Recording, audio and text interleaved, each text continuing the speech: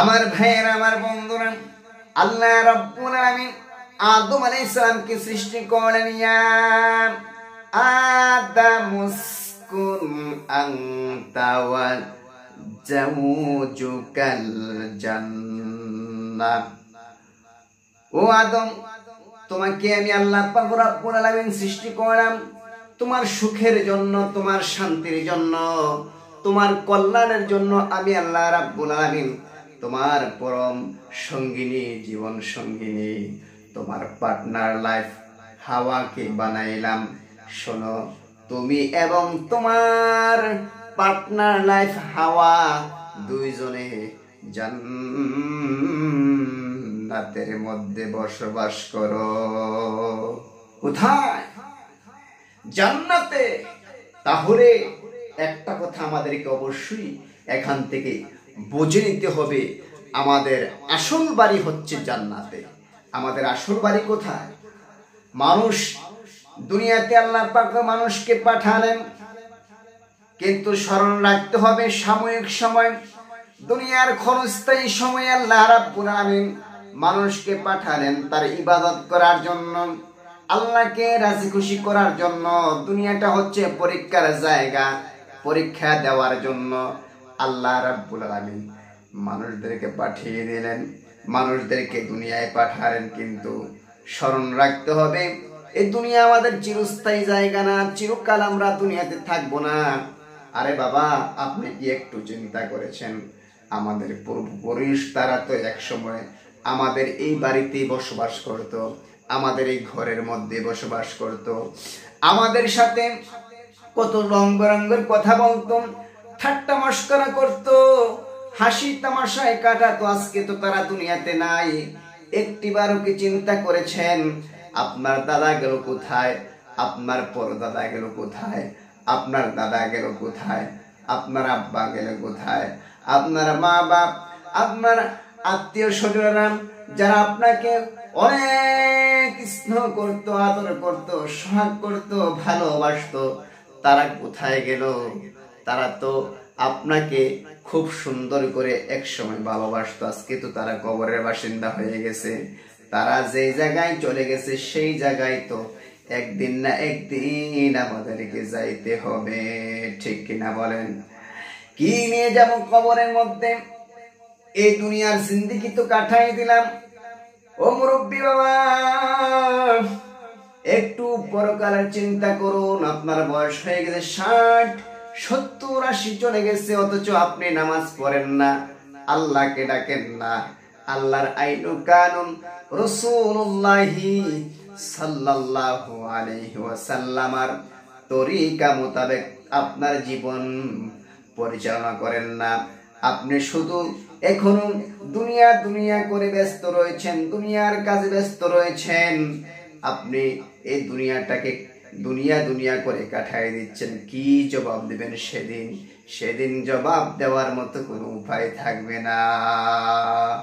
আমি ওই দিন এক জায়গার মধ্যে গিয়ে দেখি এক মুরব্বী রাস্তার মধ্যে এমন ভাবে কাজ করতেছে, গোস লুঙ্গি, এটা কি লুঙ্গি যে কাঁচায় একদম ইয়াদ দিয়ে রাখে, গোস লুঙ্গি, এই গোস লুঙ্গি দিয়ে এবারে এমন ভাবে কাজ করতেছে, মনে হয় যে বেড়ায় মনে হয় 10-12 বছর, ল্যাংড়া সুটকা। কি কাজ, এমন কাজ করতেছে। তো একজন জিজ্ঞেস করলো যে দাদা, কি কয় নামাজের সময় হয়েছে তো?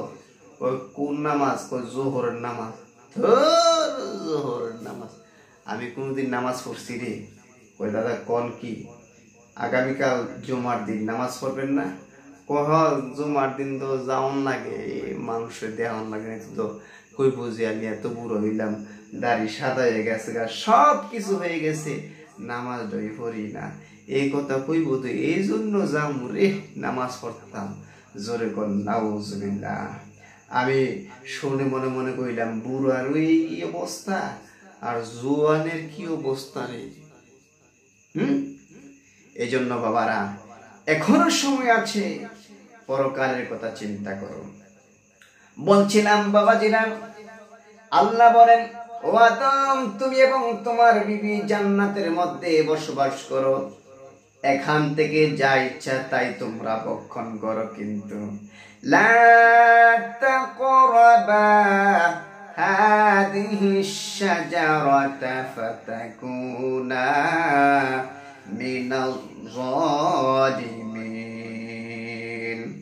আদম শোনো, তুমি এবং তোমার বিবি জান্নাতের মধ্যে বসবাস করো, এখান থেকে যা ইচ্ছা সব তোমরা খাও, যত রকমের ফল ফলাদি আছে, যত রকমের খাবার জাতীয় আছে সব তোমরা ভক্ষণ করো, আরাম আয়েশে থাকো, কিন্তু লা তাকরাবা হাদিহি শাজারা, ওই যে দেখতেছো সেই গাছটা দূর থেকে দেখা যায়, এই গাছের নিকট তোমরা যেও না, যদি যাও তাহলে তোমরা জালিমদের অন্তর্ভুক্ত হয়ে যাইবা।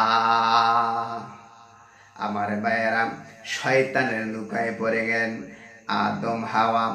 আমার ভাইয়েরা, শয়তান তো মানুষের প্রকাশ্য শত্রু, শয়তান মানুষের প্রকাশ্য দুশমন। লা তাত্তাবিউ খুতুওয়াতিশ শাইতান,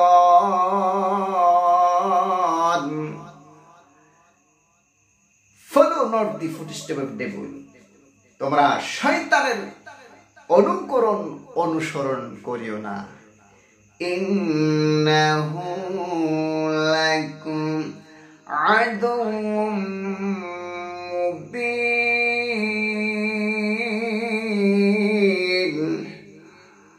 surely he is an open enemy for you, শয়তান হচ্ছে তোমাদের প্রকাশ্য দুশমন, শত্রু। বলেন তো, শয়তান কি আমাদের বন্ধু না শত্রু?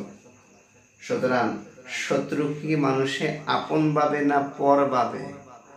কেমন পর ভাবো? মানুষের দুনিয়ার শত্রু একজন যদি একজনের শত্রু হয়, তার চোখে লীলা থাকদূর পর্যন্ত তার ছায়াটা পর্যন্ত দেখতে পায় না, ঠিক কিনা বলে? আমার ভাইয়েরা, আল্লাহ বলেন শয়তান তোমাদের প্রকাশ্য শত্রু, সুতরাং তার ফলো করবা না বাবারা।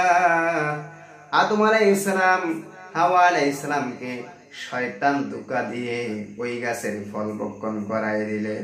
আমার আল্লাহ বলেন, আদম, হে আদম, আমি তোমাদেরকে আগে নিষেধ করেছিলাম লা তাকরাবা হাদিহিশ শাজারা, এই গাছের নিকট যাওয়ার জন্য, সুতরাং তোমরা গাছের নিকট গেলে আবার ফল খাইলে, সুতরাং এই জান্নাতের মধ্যে তোমাদের থাকার অধিকার নাই। ইহবিতু মিনহা জামিআ, নেমে যাও, তোমরা দুনিয়ার মধ্যে নেমে যাও, সেখানে তোমাদের সংসার ধর্ম হবে, সেখানে তোমাদের ছেলে মেয়ে দুনিয়াতে আসবে। শোনো, ইহবিতু মিনহা জামিআ, নেমে যাও। কয়জন বললে একটু জোরে বলেন, কয়জন? না না না, 2 জন না, 5 জন। কয়জন? আদম, হাওয়া, সাপ, ময়ূর, আর হইল শয়তান। সাপ, ময়ূর, সাপ, ময়ূর, শয়তান, আদম, হাওয়া, কয়জন হইল? আমার আল্লাহ রাব্বুল আলামিন এই জন্য ইহবিতু মিনহা জামিআ বহুবচন শব্দ আল্লাহ পাক রাব্বুল আলামিন ব্যবহার করেছেন। আমার আল্লাহ ডেকে বলেন, তোমরা 5 জন নেমে যাও। নেমে গিয়েছে। আমার ভাইয়েরা, আদম আলাইহিস সালামকে আমার আল্লাহ রাব্বুল আলামিন নামাই দিলেন শ্রীলঙ্কা, আর মা হাওয়াকে নামাই দিলেন জিদ্দা। একদিন নয়, 2 দিন নয়, 350 বছর পর কান্নাকাটির পরে আদম এবং হাওয়া আলাইহিস সালাম আরাফাতের ময়দানে জিলহজের 9 তারিখ, কয় তারিখ? জিলহজের 9 তারিখ আরাফাতের ময়দানে আদম আলাইহিস সালাম তাকিয়ে দেখে হাওয়া আলাইহিস সালাম পাহাড়ের একদিক থেকে আসতেছে, আরেক দিক থেকে আদম আলাইহিস সালাম আসতেছে। এসে এসে 2 জন একজন আরেকজনের সাক্ষাৎ হয়ে গেল, দেখা হয়ে গেল। আল্লাহর কাছে বলছে, আল্লাহ গো, একটি ভুলের কারণে তুমি আমাদেরকে 350 বছর কাটাইলাম, কান্দাইলা, একটি ভুল করেছিলাম। আল্লাহ মেহেরবানি করে তুমি আমাদেরকে মাফ করে দাও। হঠাৎ করে একটা কথা তাদের স্মরণে এসে গেল, আদমের ব্রেইনে এসে গেল। আল্লাহ আমাদের সৃষ্টির পূর্বে আমরা মাথা তুলে, আমাদের সৃষ্টির পরে আমরা মাথা তুলে যখন আরশে আজিমের দিকে তাকাইছিলাম, তোমার নামের সাথে একটা নাম দেখেছিলাম, লা ইলাহা ইল্লাল্লাহু মুহাম্মাদুর রাসূলুল্লাহ। আল্লাহ ওই নামের খাতিরে তুমি আমাদেরকে মাফ করে দাও। আল্লাহ বলেন, আদম হাওয়া, আমি যখন তোমাদেরকে বেহেশত থেকে নামাই দিয়েছিলাম, ওই দিন যদি আমার নবীজির, আমার বন্ধু মুহাম্মদুর রাসূলুল্লাহ সাল্লাল্লাহু আলাইহি ওয়াসাল্লামকে রেফারেন্স দিয়া আমার কাছে ক্ষমা চাইতা, আমি আল্লাহ রাব্বুল আলামিন তোমাদেরকে মাফ করে দিতাম। যাও যাও যাও, যদিও দেরিতে বলেছো, আমার বন্ধুর রেফারেন্স দিতে বলেছো, যাও। আমার বন্ধুর রেফারেন্স দেওয়ার কারণে আমি আল্লাহ রাব্বুল আলামিন তোমাদেরকে মাফ করে দিলাম। চিৎকার করে বলেন সুবহানাল্লাহ।